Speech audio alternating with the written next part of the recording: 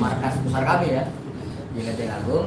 Jadi pada hari ini kami dari tim kuasa ya, yang bergabung yang di depan ini semua akan menyampaikan beberapa hal kepada rekan-rekan media tentang apa yang sedang dan akan kami lakukan dan atau yang sudah kami lakukan.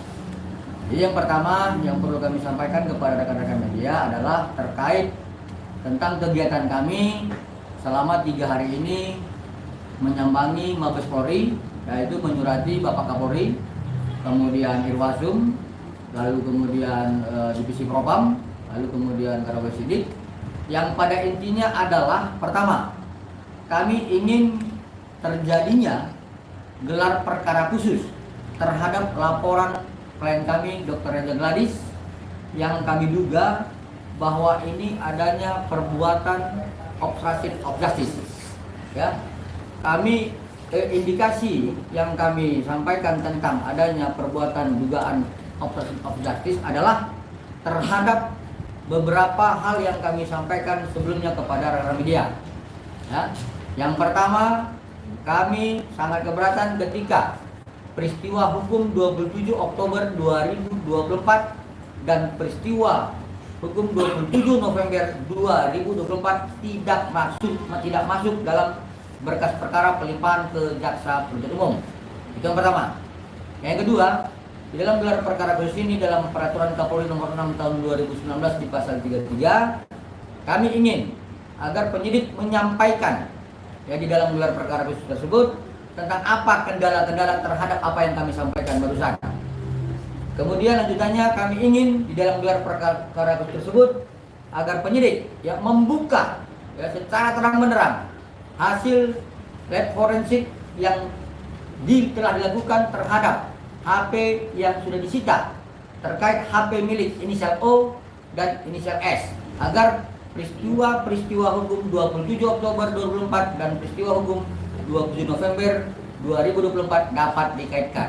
Sebagaimana persangkaan pasal 368, persangkaan pasal 27B ayat 2 tentang Undang-Undang ITE, kemudian pasal 345 Undang-Undang TPPU. Seperti itu. Dan kemudian lanjutannya adalah bahwa kami ingin tentang soal azas equality before the law dapat diberlakukan kepada klien kami Dr. Reza Gladys karena sebelumnya klien kami Dr. Andreas Henry Situngkir telah dimohonkan ya gelar perkara khusus oleh si tersangka Samira di Polrestabes Medan dan terlaksananya gelar perkara khusus di Mabes Polri.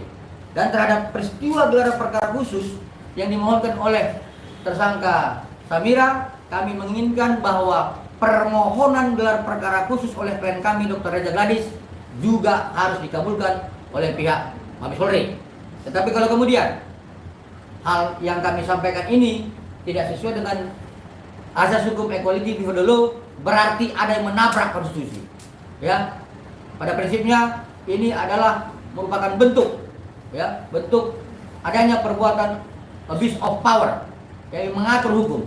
Tetapi kalau kemudian tentang gelar perkara khusus yang dimohonkan oleh klien kami Dr. Reza Gladys, kami menghormati itu, berarti azas equality before the law memang benar-benar dapat dan sedang diberlakukan kepada semua warga negara.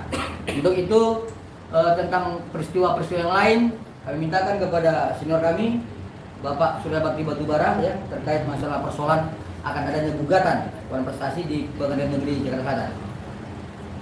Baik, terima kasih. Selamat sore buat rekan-rekan media. Pertama-tama kami mengucapkan syukur bahwa kita dapat berkumpul di tempat ini dan menyangkut masalah gugatan perdata Dewan Prestasi yang dilakukan oleh kelompok kepada NM kepada RG. Ini memang kami sudah coba pelajarin prinsipnya. Gugatan tetap harus diterima oleh pengadilan.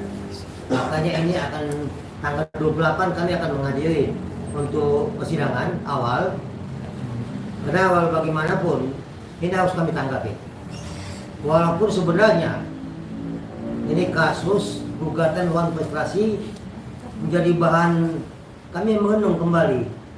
Puluhan tahun kami jadi profesi hukum ini, baik dari sejak Fakultas Hukum sampai saat ini, tahun 81 sampai saat ini kami mengikuti hukum ini, baru ini pertama kali ada gugatan manifestasi yang modelnya begini. Perlu kami jelaskan bahwa pengertian gugatan manifestasi ini ada apa sebenarnya. Kalau kami pelajari di bekas, bahwa ini hanya modus. Karena sesuai dengan apa yang hangat saat ini, kalau ada gugatan perdata, maka pidana di stop. Itu yang selalu didengungkan. Ditunda. Jadi ada kasus perdata, maka semua pidana itu ditunda dulu. Sampai ada putus tetap. Itu kalau menyangkut masalah kepemilikan.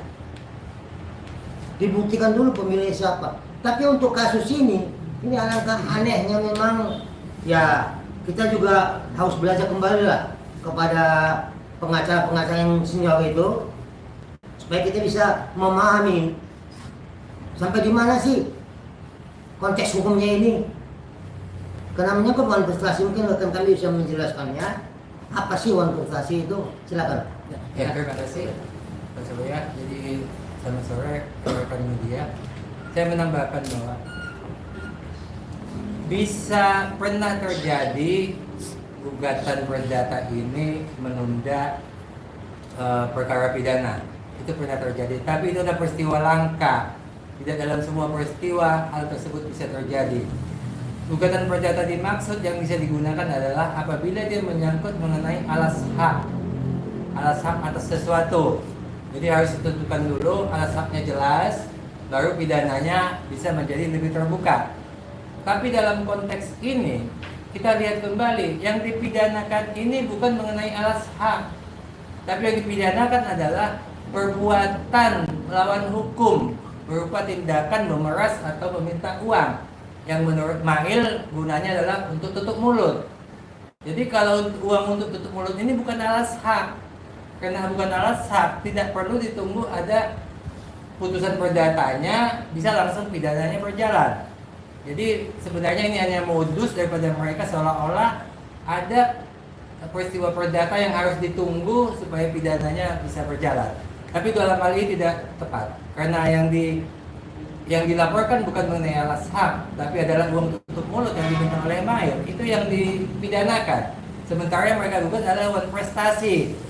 Wan prestasi ini kan ingkar janji. Ingkar janji ini kita lihat lagi, yang berjanji siapa? Dalam gugatannya wan prestasi ingkar janji dikatakan bahwa ada Reza Gledis, ada Taubah Mufid, ada Kapolri, ada Kejaksaan Agung. Pertanyaannya, apakah benar Kapolri sama Kejaksaan Agung ikut waktu membuat perjanjian? Nah, kalau nggak ikut Kapolri sama Kejaksaan Agung membuat perjanjian, kenapa dimasukkan dalam gugatan prestasi? Modusnya kelihatan, ya. Di sini jelas kelihatan modusnya. Jadi dalam hal ini kita berharap kepada pihak kepolisian supaya kasus ini jangan terganggu oleh adanya gugatan prestasi ini. Sebab prestasi yang digugat ini adalah mengenai uang 4 miliar, sementara yang dilaporkan adalah tindakan mereka memeras Dr. Reza yang terbukti dengan adanya perkataan daripada Mail bahwa dibutuhkan uang, katanya apa? Ini mulutnya Nikita ini harus ditutup pakai uang. Nah, jadi itu yang dipidanakan, uang yang untuk menutup mulut ini yang dipidanakan, bukan masalah hak atas uang 4M.